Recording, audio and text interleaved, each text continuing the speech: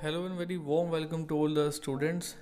And today we are going to start the second part of the story, The Summer of the Beautiful White Horse. In the first part of the story, we had studied that both the brothers stole the white horse and they rode on it and they went into the fields. And now it was daytime, means the sun was rising and they was in a hurry to go back to their respective homes so that they can escape from the attention of the people and they can avoid the unnecessary questions about the horse. But the difficulty was it was Aram's turn and he was about to ride the horse, but he faces a little difficulty when he uh, mounts on the horse didn't move. Then his cousin Murad suggested him to kick in his muscles so that it may move. So let us start the next part and we will find out what happens next. I kicked it into the muscles of the horse once again. It reared and snorted, then it began to run. I didn't know what to do. Instead, running across the field to the irrigation ditch, the horse ran down the road to the vineyard of Dikran Halabian, where it began to leap over vines. The horse leaped over 7 vines before I fell. Then it continued running. जैसा मुझे कहा गया, मैंने उसकी muscles में kick किया और एक बार घोड़ा पीछे की तरफ, मतलब उसने अपने सामने के पैर उठा लिए और उसने स्नॉटेड करते हुए, स्नॉटेड का मतलब होता है कि नाक से जो एकदम आवाज़ निकलती है तो उसको स्नॉट करना कहते हैं उसको। तो आपने टीवी में देखा होगा जिस तरह से घोड़ा अपनी नाक से साउंड करता है। तो एकदम उसने दौड़ना शुरू कर दिया और मैं नहीं जानता था कि क्या करूं। लेकिन इस बार क्या हुआ कि इरिगेशन जो डिश था उससे कूदने की बजाय, उसके आर पार जाने के बजाय फील्ड के जो हॉर्स था वो जो दिकरन हिलबियन का वाइन यार्ड था वो उसकी तरफ दौड़ पड़ा और वहाँ पर काफ़ी सारी वाइन्स थी, यानी कि कम से कम 7 वाइन्स थी जिनके ऊपर से वो कूद गया मेरे गिरने से पहले और उसके बाद वो दौड़ता ही रहा। My cousin Murad came running down the road. I am not worry about you, he shouted, we have got to get the horse. You go this way and I'll go this way. If you come upon him, be kindly, I'll be near. मेरा cousin दौड़ता हुआ आया road के पास में। अरे तुम्हारे बारे में चिंता नहीं है मुझे, वो चिल्लाया, हमें उस घोड़े को ढूंढना है। तुम इस रास्ते जाओ, मैं उस रास्ते जाऊंगा और तुम्हें अगर वो मिल जाए तो बिल्कुल काइंडली उसको ट्रीट करना, मैं तुम्हारे पास रहूँगा। I continued down the road and my cousin Murad went across the field toward the irrigation ditch. मैं रोड के सारे उसको ढूंढता रहा और मेरा जो कज़न मुराद था वो मैदान के पार जाकर के इरिगेशन डिच के आसपास उसको ढूंढने लगा। It took him half an hour to find the horse and bring him back. आधा घंटा लगा उसको हॉर्स को ढूंढ कर वापस लाने में। All right, he said, jump on, the whole world is awake now. अब ठीक है, अब जल्दी बैठो क्योंकि पूरी दुनिया जाग चुकी है अब। What will we do? Well, he said, we will either take him back or hide him until tomorrow morning. 2 चीज़ें कर सकते हैं, या तो उसको छुपा देंगे कल सुबह तक और या फिर इसको वापस ले जाएंगे। He didn't sound worried and I knew he had hide him and he would hide him and not take him back, not for a while at any rate. उसकी बात से मुझे लगा कि उसको जरा भी चिंता नहीं थी। मैं जानता था कि वो उसको छुपाएगा, उसको वापस लेके नहीं जाएगा। एक पल के लिए भी किसी भी तरह से मुझे ऐसा नहीं लगा कि वो उसको वापस लेके जाने वाला है। Where we will hide him? मैंने पूछा। I know a place. How long ago did you steal this horse? कब से घोड़ा चुरा रखा है?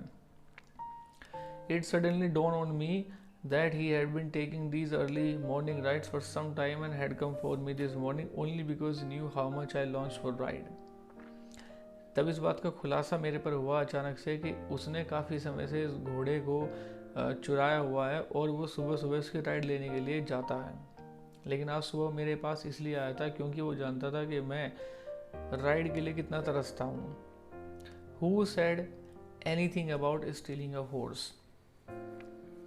उसने कहा कि घोड़े के चोरी हो जाने के बारे में किसी ने कुछ कहा? Any how I said, how long ago did you begin riding every morning? खैर, मैंने पूछा कि कितने समय से तुम सुबह सुबह राइड लेने के लिए जा रहे थे? नॉट अंटिल दिस मॉर्निंग, उसने कहा कि आज सुबह से पहले नहीं।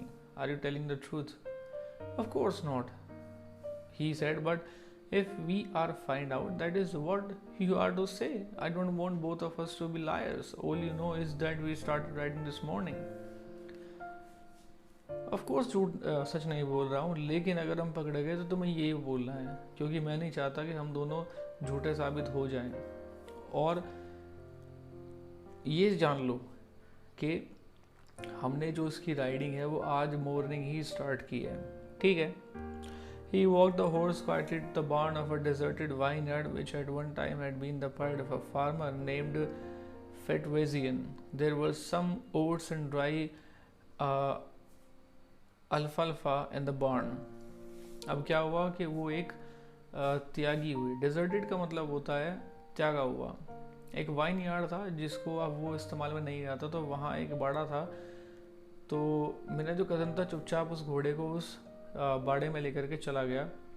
एक समय था जब ये जगह एक फार्मर जिसका नाम फेटवर्जिन था उसके लिए एक गर्व की बात हुआ करती थी। अब वहाँ केवल थोड़ी सी ओट्स और ड्राई अल्फा थी बाण के अंदर। We began walking home. It wasn't easy, he said, to get the horse to behave so nicely. At first it wanted to run wild, but as I've told you, I have a way with the horse. I can get it want to do anything I want it to do. Horses understand me. देखो, घोड़ों के साथ ना चीज़ें easy नहीं होती, और जैसे मैंने तुम्हें बताया था कि अगर तुम उनके साथ नाइसली बिहेव करते हो तो वो समझ जाते हैं। सबसे पहले क्या होगा कि वो एकदम वाइल्ड तरीके से भागने की कोशिश करेंगे, लेकिन जैसे मैंने तुम्हें बताया कि मेरे पास एक रास्ता है घोड़ों से डील करने का, और इससे घोड़ों को कंट्रोल किया जा सकता है। घोड़े मुझे समझते हैं। How do you do it? कैसे करते हो? I have an understanding with the horse. Yes, but what sort of an understanding? अरे वो तो ठीक है, लेकिन किस तरह की understanding? A simple and honest one. Simple और बस honest.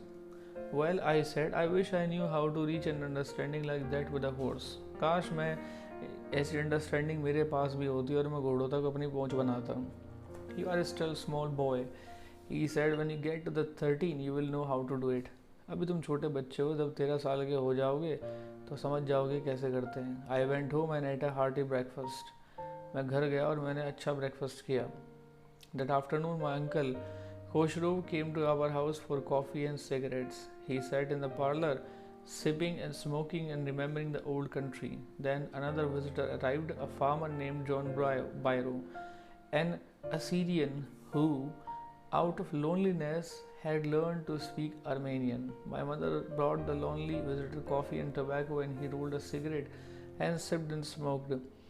And then at last, sighing sadly, he said, "My white horse, which was stolen last month, is still gone. I can't understand it." क्या हुआ कि afternoon में जो मेरे uncle थे कोशरो, वो हमारे घर पर आए सिगरेट और कॉफ़ी के लिए। पार्लर में बैठे हुए थे, नहीं कि रेस्ट रूम टाइप जो था उनके घर में, उसमें बैठे हुए थे, कॉफ़ी पी रहे थे और स्मोक कर रहे थे और पुराने दिनों की जो चीज़ें थी उनको याद कर रहे थे। तब एक दूसरा विजिटर आया जिसका नाम था जॉन बायरो।